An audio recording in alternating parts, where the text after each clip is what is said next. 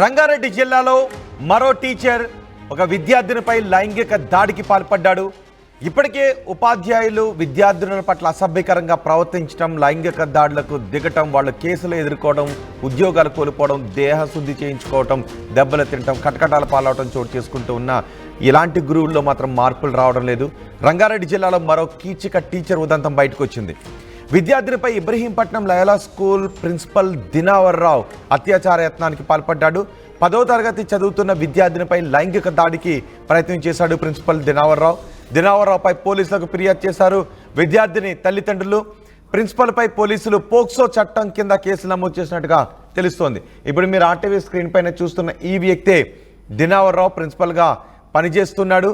విద్యార్థినులకు దిశానిర్దేశం చేసి వారి భవిష్యత్తుకు బాటలు వేయాల్సిన గురువు స్థానంలో ఉన్న ప్రిన్సిపల్ ఇతను ఒక విద్యార్థినిపై 10వ తరగతి విద్యార్థినిపై లైంగిక వేధింపులకు పాల్పడ్డాడు.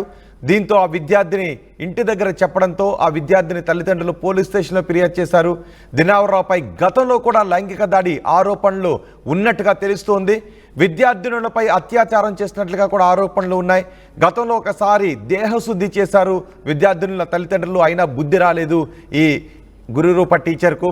ప్రిన్సిపాల్పై కఠిన చర్యలు తీసుకోవాలని విద్యార్థి సంఘాలు ఆందోళన చేస్తున్నాయి.